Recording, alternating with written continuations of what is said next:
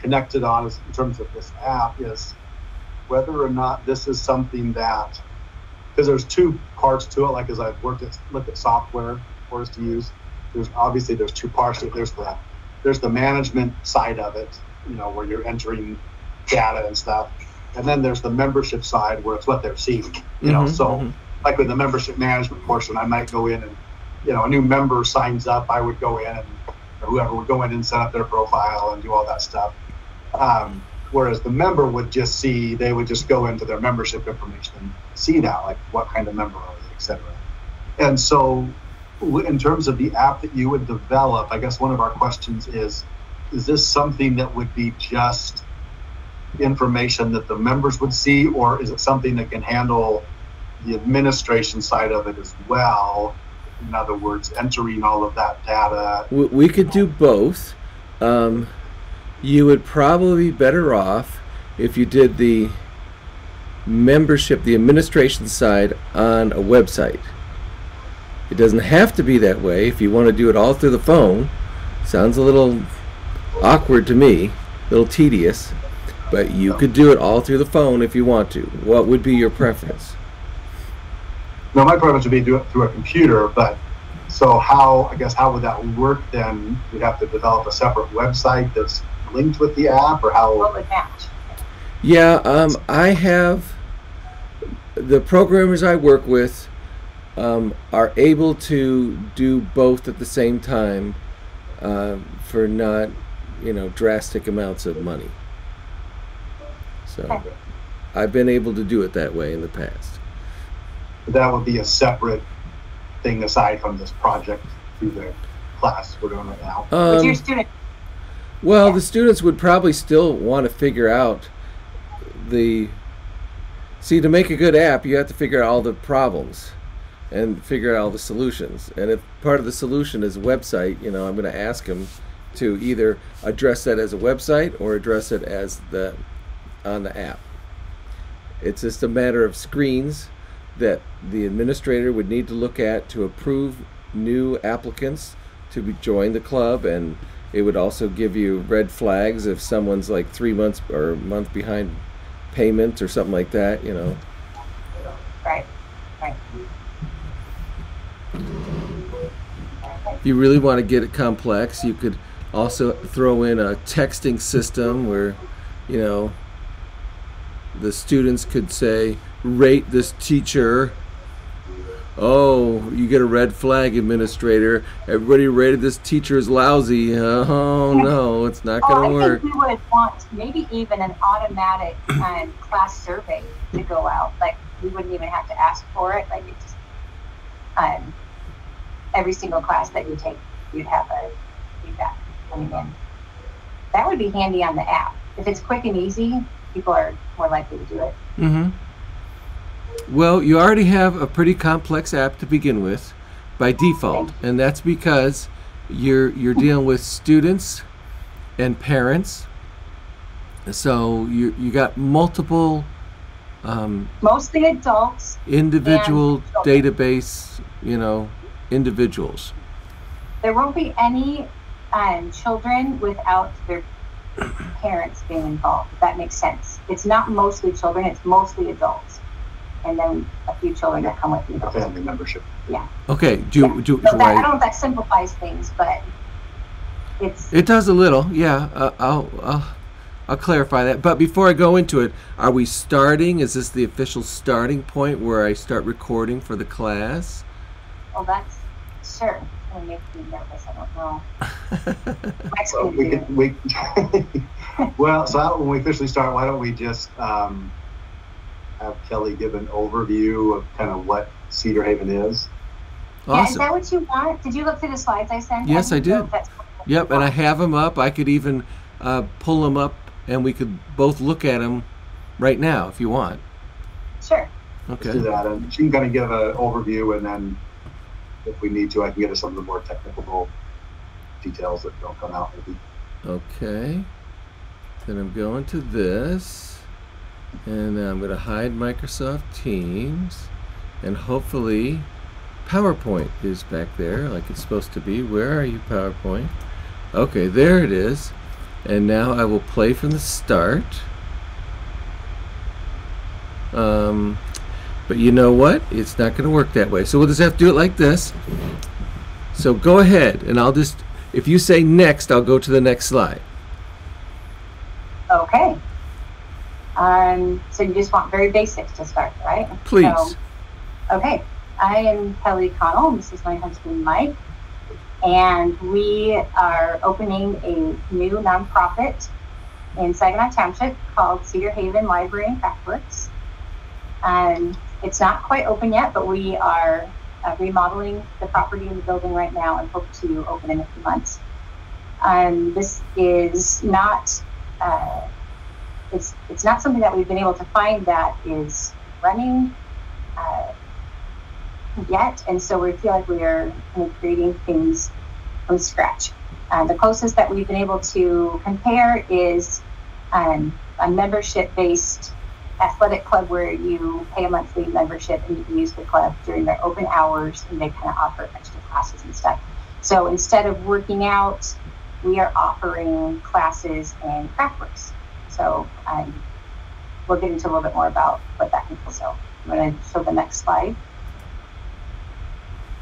Our main building is called the library. It's a private library with curated collection of books, but we also focus on fine arts and art appreciation classes and clubs, events, all of that surrounding the fine arts. We also are offering quiet meeting spaces and working spaces if someone would like to come and work like a remote job or write their novel, whatever they'd like to do, a nice quiet place to work. Next slide, please. The Craftworks is kind of like a maker space, but more traditional crafts. So as you can tell from the slide, things like weaving, painting, cooking, woodworking. There's so many different ones that we could do, and we're planning on following what the membership is looking for. And so we're not quite sure where that will go, but we'll start with an art studio. We'll start with a few classes that we think there's a lot of interest in, and then grow from there as membership and the needs demand. A part of that is also reserving some space to work on your own or with just one or two other people outside of a class. And so that would be something that we would be looking to do also, is to have someone be able to reserve space. We also want to offer all of the materials, tools, and mentorship, and those would all be extra that would be paid for. All right, next. So we also have 5 acres, and right now, if you look at it, it's an empty field, but eventually it will be beautiful. And a lot of what we're doing is hopefully we'll be outside around gardening, and we have a little Odeon, a hill that will have music performances, and just really nice spaces to relax outside, classes outside, just a really nice meeting space. So the library and Craftworks is joint as a place to learn and to work, and all of that enrichment for yourself, but moreover, it's a community of people that enjoy that. And this beautiful space outside is going to help us bring these people together for our events and stuff. But yeah, I think like one part of that, for instance, is we'll eventually have a wood-fired pizza oven out there. And so we might have like a Friday night pizza and games night where members can come and make a pizza and then gather and play games or socialize, just to connect and build those relationships. Yeah. And actually good. Our nonprofit, sorry, go ahead. Oh, sounds good. I'm ready to come over. Yes, come on over. We'll love it.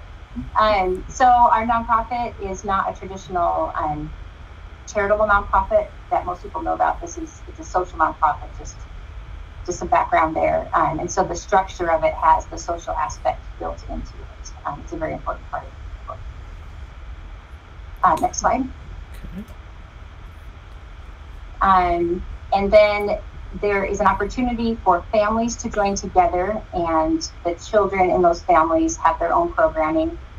They can do craftworks classes that are appropriate for their different ages, and offered throughout the year and throughout the day. We also are offering childcare. So parents that come, just like if you were to join the gym and you could have your child there for 2 hours while you're on site, we're offering the same type of service. So parents are able to enjoy Cedar Haven and their children can have fun at the same time in their own space. Next. Okay, so we actually have more needs than I listed here, because I made this pretty quick, but our main ones are classes. That's going to be really important to be able to browse through the classes and be able to sign up and pay, put yourself on a wait list. If somebody cancels, that, you know, the wait list will be notified. We'll need members to be able to purchase things, whether they're supplies for their crafts, or we're hoping to just like stock the fridge in the kitchen with salads, and they can just scan a salad and eat it while they're there.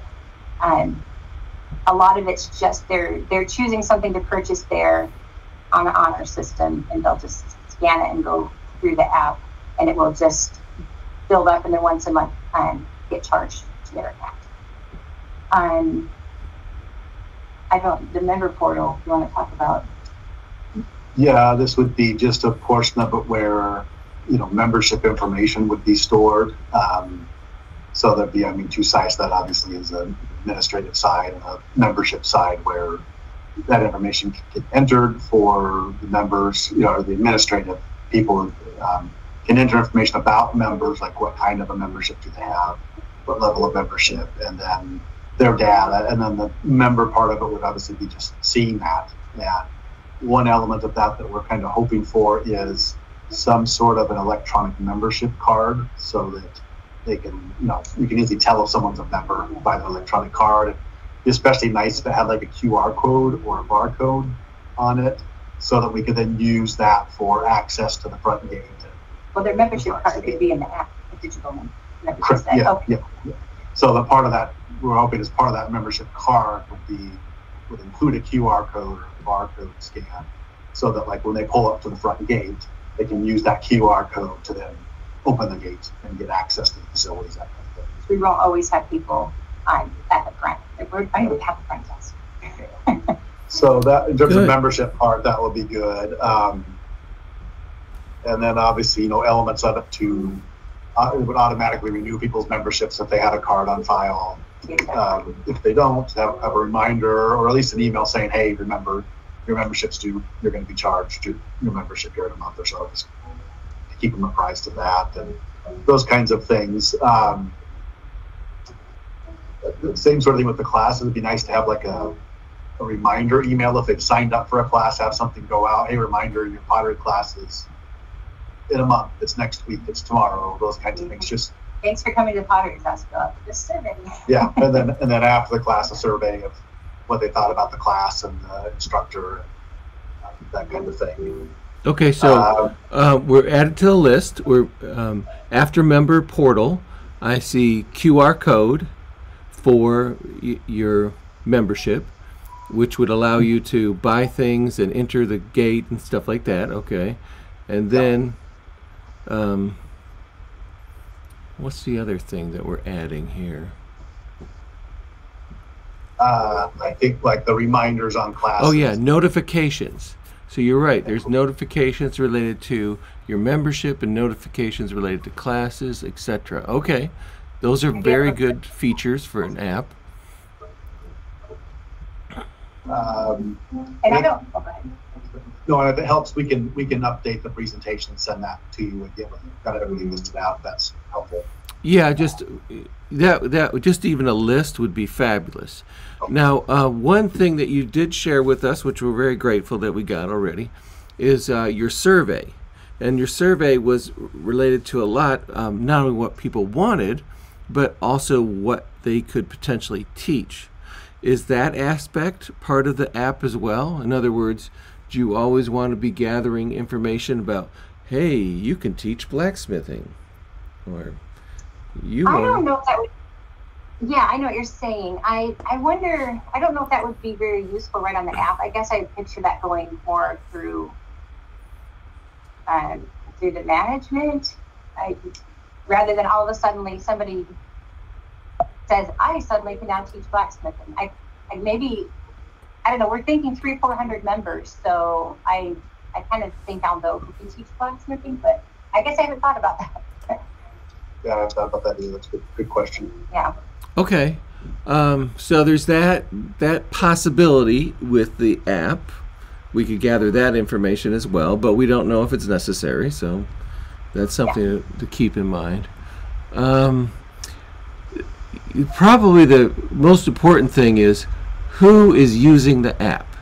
We were talking earlier, and you're mentioning this is probably the parents that are doing all the app. So what if your kid's like 18? Aren't they gonna, or 16? Aren't they gonna want to say, I want to pick my classes? You know? Yeah. I would think so. I would think it would sort of be part of it at some point. Yeah. I mean, especially with young folks today, they're pretty tech savvy, and so I think at some point, yeah, we want it, like as a family membership, they would have access to their family membership. But how often do children sign themselves up for classes that cost money? So I sign up all my kids for the classes that cost money. I would think a family membership would have, like the parents would both be able to get onto the app. They don't both have their own logon, but not their children. I don't know, maybe there could be an exception for older teenagers, but I don't have any of my kids manage their own until high school, I guess. Then they start, but I still sign them up for every class. Yeah, that's true. Okay, so there's that to figure out, and that's not, your bad planning or anything. That's just how will teenagers respond to this, and will they want to be able to pick their own classes, or will they let their parents pick the classes, or will they pick them together as a family? I don't know. So, or maybe it's on the website rather than the app. That's just kind of a behavioral thing that we got to figure out as we go along. So, well, one comment I have in general, I just want you to know that I'm really impressed because this is something so different from what's really out there. I mean, I've been bombarded with STEM for like the last 20 years, right? Everybody wants to talk about STEM. So it's really refreshing to see someone saying, no, let's think about creativity and fine arts and the outdoors and things like that. So it's a nice contrast to everything that's expected, that's out there already, related to kids going to camps and things like that. So thank you. Yeah. We're excited. Okay, so I think we got the general idea of the app. I think one thing our students should know, my students, is that there really is two sides to this app. Now, one side is probably all parents, maybe some students, there's a question mark, but the other one is the administration side, like you said. And that could be handled through the app itself, so it's all on your phone. I would find that a little tedious if it was me. So I would probably push that over to a website. But still, that's something that is worthy to figure out. In other words, if this app is really going to work 100% the way we want it to, it's got to address both the administration side and the needs of students' parents. So, why don't you run through just like a list of things that you think the administration side would need to tackle? Signing up a new member. There's different member levels. Oh, we got different. I see. I didn't even know about the levels. So tell me about the levels. Well, they're not finalized yet. Okay. Yeah, we're still, but like an example would be maybe somebody just wants a library membership.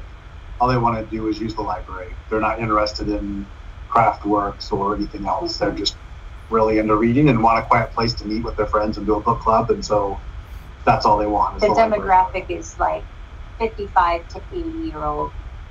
I'm thinking women even get together and knitting in front of the fire. Like they're not going to want to pay to do all of the other stuff there. They're not going to go out and woodwork or anything. Mm-hmm. So that there's like a basic membership. We're also doing temporary. So if someone's just taking a class, they actually have to be a member, just the way that we're structured. Mm-hmm. And so they would have a temporary membership, maybe just even for that week. So there needs to be a temporary, a standard, and then we have like a full, more premium membership where you have more access hours, maybe even more hours than officially open. Like to be able, if you wanted to come woodwork at 11 o'clock at night, you'd have access to that. Wow. Be an individual versus a family membership. Yeah, no groups of teenagers there in the middle of the night. Well, you did entice me with one other thing, the wood stove fired pizza. Is there a temporary membership where you can just stop over, get the pizza, you know? So I'm glad you said that, because actually monthly we're planning on some type of an event, open house, probably seasonally kind of thing, just to show, for people to bring their friends and to show what we're about, and that's kind of bring people in for new membership, but they can come for a free event. The pizza will probably cost to come as a non-member, but members would just be able to come on pizza night. All right, gotcha. What about those people that are volunteering to teach? Is that like, if they teach one class, does that equal their membership? It sure does. Okay. Yeah. And well, have you figured out the ratio? You want them to teach 2 classes for 1 month or whatever? We have a prototype of it, but I think it may have to be something that we tweak in the first year and see if these people are feeling like it's fair. Yeah, because this is a grand experiment. We don't know how it's going to work. Okay, I take it then the classes, if it's the membership's based on a monthly basis, I take it the classes are as well. No. No. So the class might go 3 months? It depends on the class and on the teacher. So I'm hoping to bring in teachers from out of town for some things that we don't have anybody locally, but we have demand for a class. Mm-hmm. And maybe that class is a Thursday, Friday, Saturday class, and that's it. Or maybe it's every weeknight for a week. Or maybe it's an entire Saturday. So it just totally depends on the class. Or maybe it's a class where you come for woodworking every Tuesday night for a year. It's going to just depend on what the teacher wants to do, what's available, what the demand is. Okay, wow. Okay, how do we, so we don't really have a list of the actual classes. So I'm thinking about the mock-up now. I'm thinking about my students. They're showing the student parent side of the app. They go classes, they click on classes. It shows a list of classes. They click on one. How do we know what's long, what's short, or do we, am I overthinking it right now? Don't even. Good question. And the survey will give you a good idea of what the classes could be. I think I probably put 50 on there, something. It was long. Yeah. There's a lot. We won't offer all of those ever at one time, but there could be a couple dozen maybe. And I'm hoping this is a good spot for the app, is to have a class description. It would say who the teacher is, what you'd be doing in the class, what days it's meeting, how much it costs, what the materials fee is, all of that. And so you would want to be able to browse through the classes to make your decision. And again, this is the dilemma. As a parent, you're browsing for your children. Now, when they're little kids, absolutely, but when they're teenagers, I almost wish there was a part where it's like, hey, I'll sign you up. You get to pick 3 classes here. You figure it out, teenagers. I think at least the classes will have to be on a website.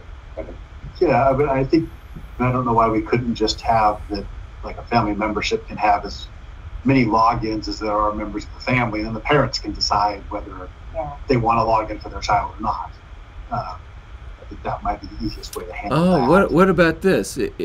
Building on your idea, the family, it's kind of like Netflix. You have one account, the whole family uses it. Comparison. Yeah, and now we got one account. The whole family logs in. The kids look at it. They have the same login, so they're picking classes for themselves. So we're going to have to actually have one login that has multiple users, just like Netflix can break it down. Okay, and then the kids pick classes, but nothing gets approved until the parent or whoever's paying the monthly fee, decides, yep, I agree. Jojo, you should go to this class. Fred, you should go. Okay, you want that? Okay, metalworking it is. Bing, go. So maybe that's probably the ideal situation. So that would be the ideal. The app is that maybe a notice is sent to the parent saying, "Hey, your son Fred signed up for woodworking. Are you? Is that Do you confirm? Click here. Yeah. Another point to that is having everybody have their own logon would be a 15-year-old that wants to come, or 16-year-old, they drive themselves. They'll need their own gate code, so the gate opens for them. And I would hope that they could charge things then right in the app into their family account. And so they get there, they want to take salad out of the fridge. It costs $10. They scan it. They eat it during their class or whatever. You know what I mean? Like they're charging stuff along. They want to get themselves a new set of paints, and so they charge that, and they pick it up out of the storeroom. And so it's a little nickel and dimey, but it's really also very convenient for families to just be able to have their children be able to charge onto their family. As long as the kids don't go crazy and charge everything in the world to that's the parenting. So that's the yeah. But yeah, if it through the QR code, if there was a way to scan who bought what, then the parents could monitor that and look at it themselves and decide, okay, Yeah. you guys got to settle down on the salads. You're just going too crazy. But the parents would maybe be able to open up their family account, see everything that was charged at any time. They could see where they're at, who's been spending what out of their family. Just like, on Amazon, my kids have logons. I can see what they're buying. So you've set out the, you're very generous to let your kids just buy everything on Amazon. That's really nice. I try to control it a little bit more. You sent out the survey. What kind of response has there been from the community? I haven't sent it to the community. We had first look. Yeah. That's you and a few family members and close friends. Yeah. No, I think we've had 3 people respond, because we only sent it to about 5 people, so it's brand new. Did you guys find any glitches? Because then I could fix them before I send it out. Gotcha. Well, I'll take the time to fill that out. And, That'd be nice. Wood-fired pizza. That's very enticing. Like the pizza. I like this. So if we can maybe return, we were talking for a minute about the administrative side of things and what some of those features are. Yeah, sorry. No, it's okay. A few of those, I think, we want to make sure. I'm just going down my list here. Some of them we've addressed already. One would be if some people would want to get credits for teaching a class or doing yard work or whatever at the facility. So it'd be nice to have a way where that could get entered into their account somehow and just as a credit, and then they can also spend those credits later. So, they may do some yard work and then use those credits to buy a salad, or they might use them to take a class or whatever. So a way to track credits as opposed to money. And we'd want the member to be able to put it into their app. Hey, I did 6 hours of cleaning, and then the administration would have to approve that before it goes. Make sure the cleaning actually happens. Yeah, we don't want it a one-way street where the kid says, "Oh, I worked for 25 hours." Yeah, I'm a cleaning machine. Yeah, I just, So that was one. The other I had down that I'm actually now thinking maybe isn't even a good idea is the ability to enter cash expenses, but I think it might be easier. Yeah, I'm just thinking I don't know why I was thinking that. Just disregard it. Another thing for the administrative side that would be helpful, I think, is a way to a feature to create just form documents and merge documents, that could be sent out, or a form like a newsletter. It generates a newsletter every month or something where you can easily generate a newsletter and send it out. Or announcements or anything that messaging to members or member to member, a membership directory. I think it would also be helpful to have a way to create discussion forums. So if the people that are in pottery really want to have a way to communicate with each other about their projects and stuff they can. Just it's almost like a inter-club social media, not social media. Yeah, and again, these are just like ideas. I've seen some of the software has things like that would be great discussion forums of interest. The other one, back into the membership that would be helpful would be a way to indicate their areas of interest, so that when they fill out their membership profile, they can put, I'm interested in pottery, I'm interested in woodworking, so that, like for instance, if we know we have a really cool class coming up in woodworking, we can send notice of that out just to the people that have woodworking down as something they're interested in. Or we know that we should offer the class in woodworking. Yeah. So a way for them to identify their areas of interest.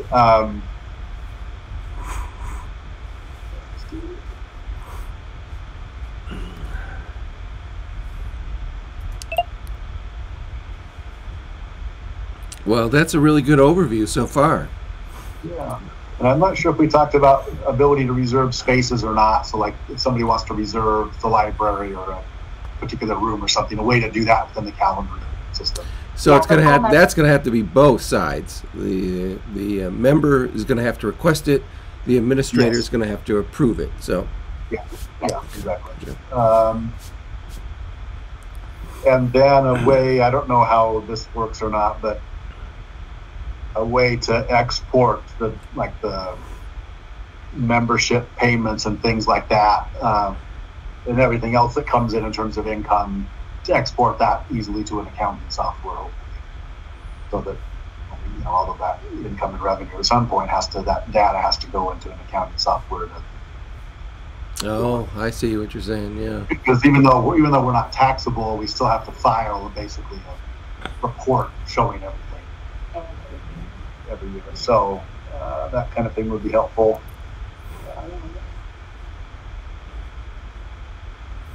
I think that's the gist of it. Well, one other thing that would be helpful would be an area to put, and this would be, I guess, on both sides, but an area to store like key documents and stuff. Would be nice to have a place just to store the bylaws, and maybe even like handouts from classes, have an archive where people can get those if they want them.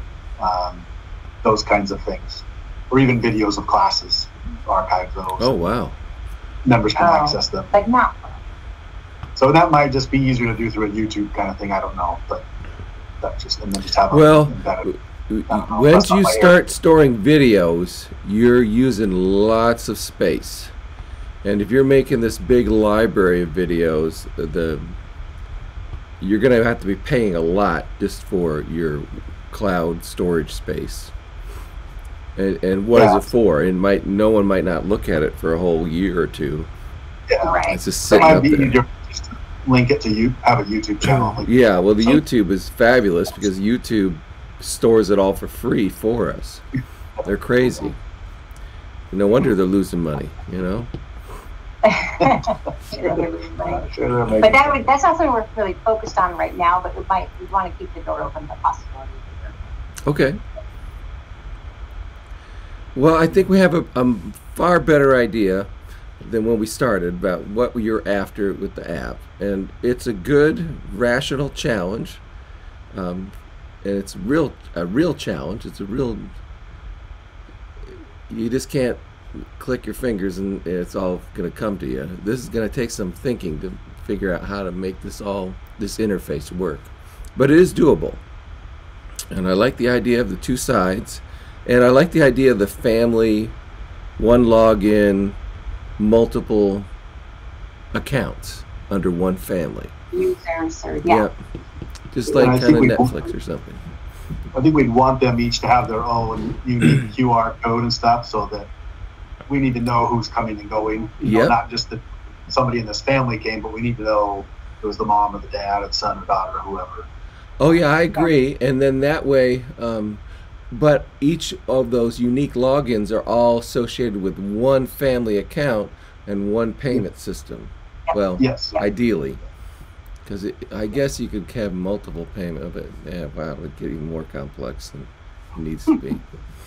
Right. Let's not give them a choice. Okay. Well, I think this has been awesome. Is there anything that I've missed, or anything that you want to throw in that you think is really important that I haven't covered? I don't think so. I think we went through a lot, but we're happy to answer your students' questions. We're happy to come in and meet them later on. We're planning on doing an open house the next couple months. If they even want to come walk through it, I'll let you know when that open house is. Well, you got to have the pizza. Okay. I love the pizza. Well, first have to get a contractor to show up.